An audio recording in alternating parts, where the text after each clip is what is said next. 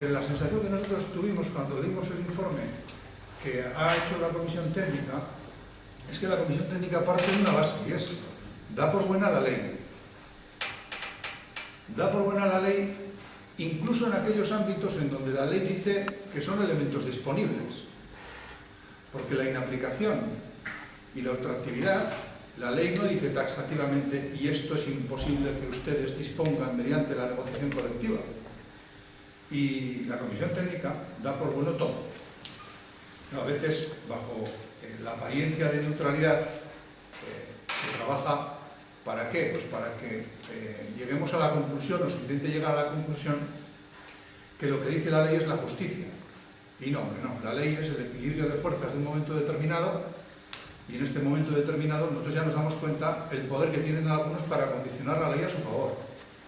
Y otra cosa muy distinta es que tú te pongas en ese río de aguas turbulentas, te montes y no sepas dónde vas, porque te dejas llevar, ¿no? Y en este momento nos parece que es importante hacer una reflexión sobre dónde nos quiere llevar esta reforma para intentar tratar de condicionar aquello que el sindicato pueda condicionar, ¿no? Y nosotros partimos de un previo, que es fundamental para nosotros, y es, vamos a hacer todo lo posible para que no caigan los salarios, porque el objetivo de la reforma es que caigan los salarios. Eso que han llamado devaluación interior, que es devaluación salarial. ¿Y por qué lo vamos a hacer? Primero, porque es justo, los salarios no tienen que caer. Si vamos a una distribución más justa de la riqueza, hay margen para que los salarios suban. Y segundo, porque es eficaz. Porque si con todo lo que están tirando, tiran los salarios, van a tirar más empleo. Es decir, si caen los salarios, se va a destruir más empleo. Esa es nuestra premisa inicial para abordar nuestra cuestión. Y luego, en relación al acuerdo interprofesional, ¿nosotros qué decimos? Yo creo que hay que recordar por qué no salió el anterior. Porque hace más de un año nosotros nos fuimos, y ya explicamos por qué.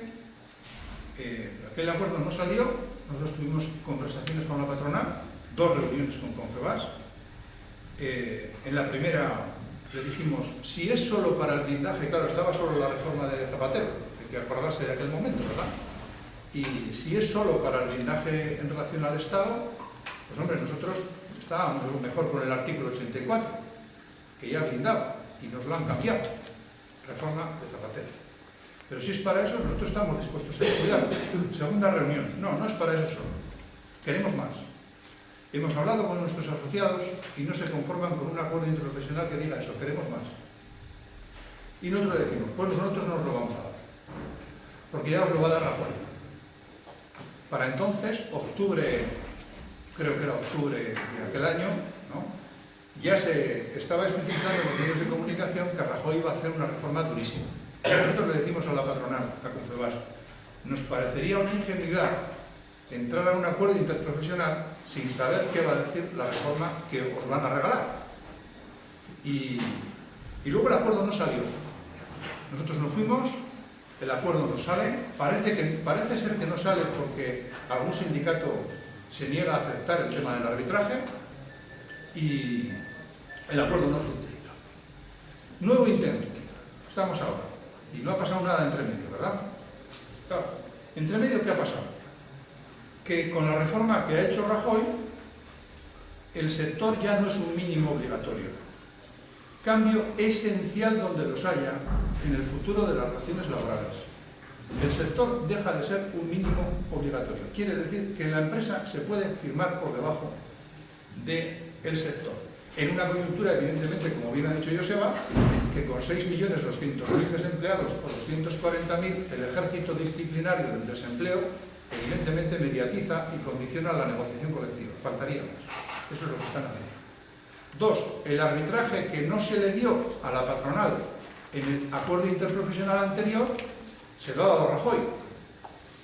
Con alevosía, además, porque quedó un tanto difuso como iba a tener que ser, ¿no? Y en la reforma de pensiones del 15 de marzo, lo que no estaba claro, Rajoy lo deja claro y dice, y si las comunidades autónomas en un plazo de 3 meses no estipulan su comisión de inaplicación, todos los arbitrajes se van a dilucidar en la Comisión de Convenios Colectivos de Madrid.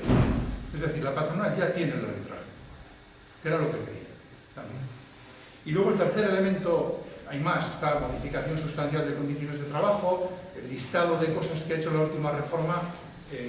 No hemos convocado a la rueda de prensa para contaros todo eso, pero luego está el elemento ultraactividad, ¿no? Y el elemento ultraactividad, digo, ¿cómo lo usan? ¿Cómo se está usando por la patronal el elemento ultraactividad?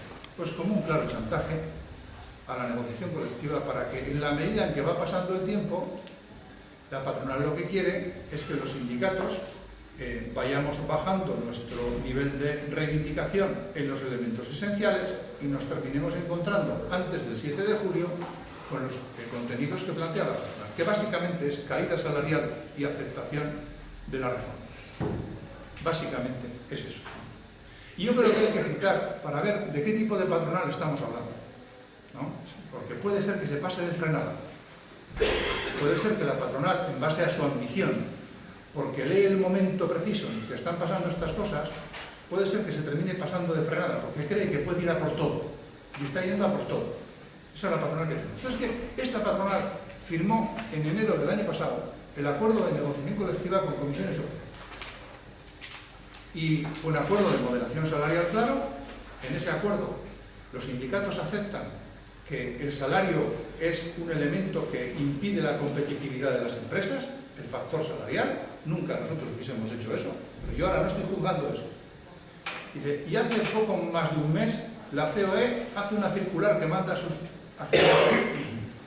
empresas afiliadas y les dice, el acuerdo de negociación colectiva que yo he firmado a mí no me vincula, no tengo ningún interés en cumplirlo y recomiendo congelación o reducción salarial. Y en relación a la reforma le dice que la reforma contiene elementos muy potentes, entre los cuales enumera la ultraactividad, para que cambiemos los convenios colectivos de arriba abajo. Eso es lo que dice uno puede, claro, en base a que en este tipo de escenarios, de estos grandes acuerdos que solventan todos los problemas del mundo mundial, si tu objetivo sigue siendo estar en ese tipo de acuerdos, con esta patronal lo que puedes obtener es ya ni esto, menos. El siguiente acuerdo que se produzca, ¿qué más hay que darle a la patronal para que se quede contenta en los ámbitos así, altos, importantes, ¿no? Los que al gobierno le interesan? Los acuerdos que demuestran que en este país el diálogo funciona, más allá de que evidentemente aguas abajo, como antes hemos dicho, la caída salarial se va a dar en empresas y se está dando en empresas, ¿no? En relación a ese tema.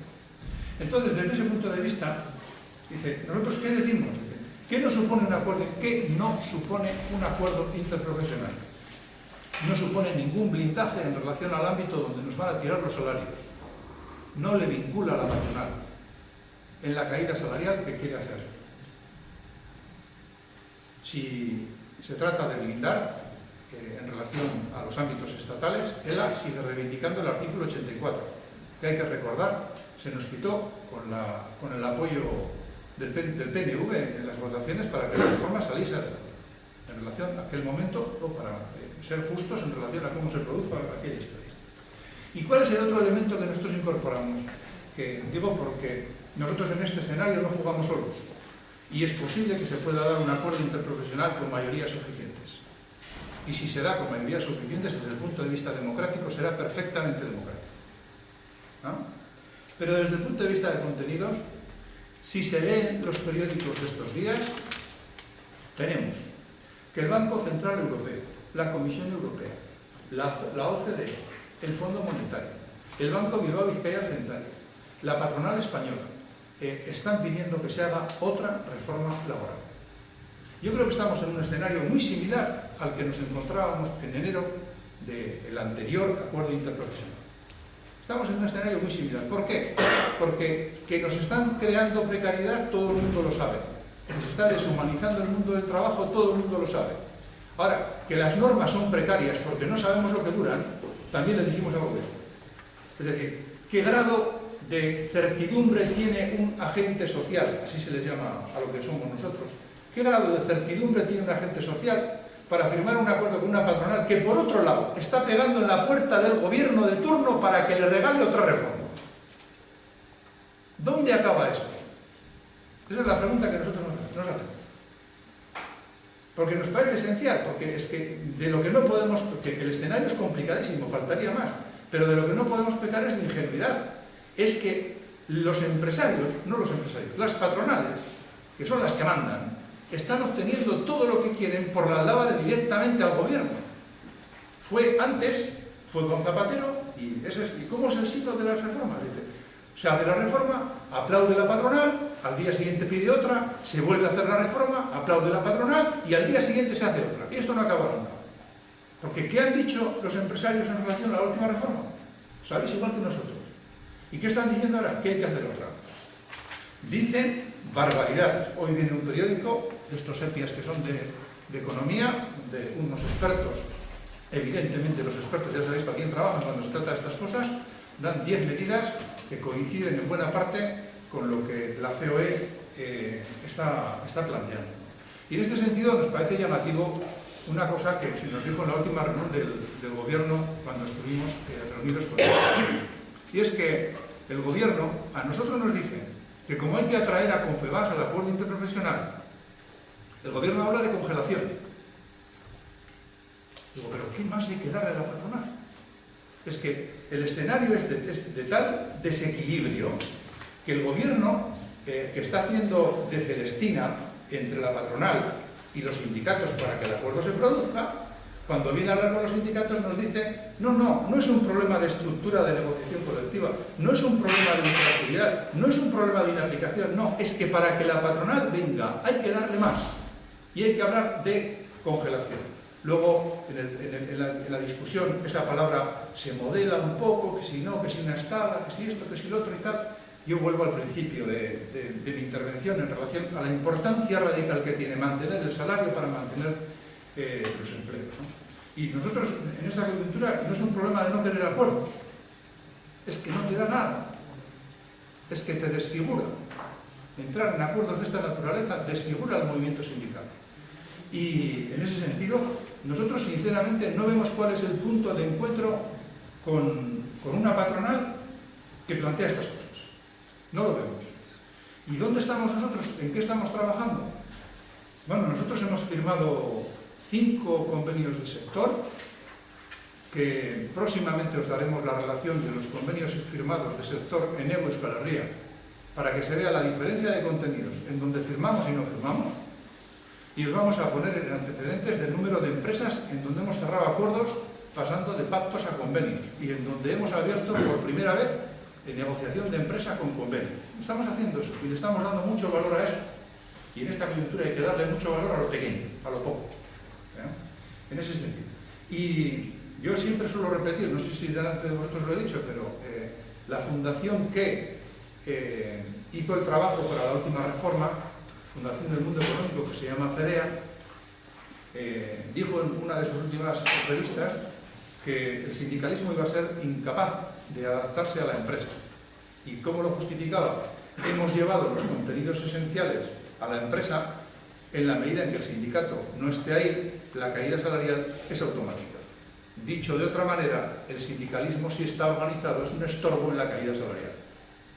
Y el reto que tiene el movimiento sindical, la interpelación más directa de este tipo de reformas al movimiento sindical, es en clave organizativa. Como no estemos en las empresas, nos van a desfigurar. Nos van a destrozar las condiciones de trabajo. Y yo insisto que nuestra hipótesis es que viene una reforma laboral en breve.